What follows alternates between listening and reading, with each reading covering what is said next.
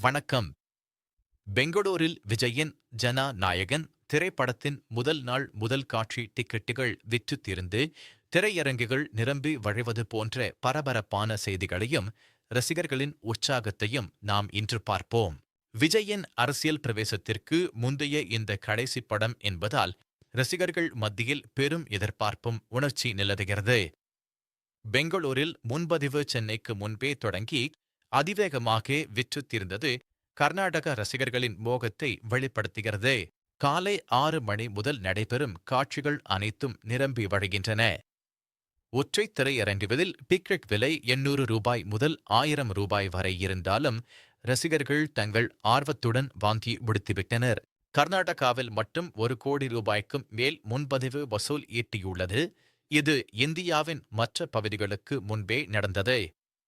இது படத்தின் மீதான ரசிகர்களின் பெரும் மோகத்தையும் வெற்றி எதிர்பார்ப்பையும் தெளிவாக வெளிப்படுத்துகிறது. சமூக வலைத்தளங்களில் ரசிகர்கள் தங்கள் டிக்கெட் முன்பதிவு ஸ்கிரீன்ஷாட்களையும் விஜயின் ஜனா நாயகன் போஸ்டர்களையும் பகிர்ந்து தங்கள் உற்சாகத்தையும் மகிழ்ச்சியையும் அனைவருக்கும் தெரிவித்து வருகின்றனர்.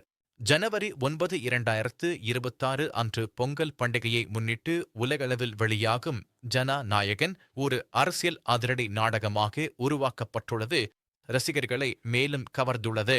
டிசம்பர் 27 அன்று மலேசியாவில் நடைபெற்ற இசை வெளியீட்டு விழா பெரும் வெற்றி பெற்றது. மேலும் புத்தாண்டு அன்று டிரெய்லர் வெளியாகும் என ரசிகர்கள் ஆவலுடன் எதிர்பார்த்து வருகின்றனர். விஜய்தானே பாடிய செல்ல மகளே பாடல் ரசிகர்களிடையே மேலும் எதிர்பார்ப்பை அதிகரித்துள்ளது. எச். வினோத் இயக்கத்தில் அனிருத் ரவிச்சந்தர் இசையமைத்து இந்த படம் அனைவரையும் கவர்ந்துள்ளது.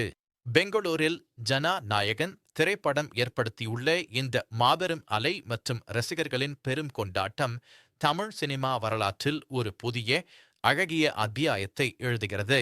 இந்த அளவிலான உற்சாகமான வரவேற்பு ஜனா நாயகன் படத்தின் வெற்றிக்கு ஒரு வலுவான அடித்தளத்தை அமைத்துள்ளது. மேலும் புதிய தகவல்களுக்காக காத்திருங்கள்.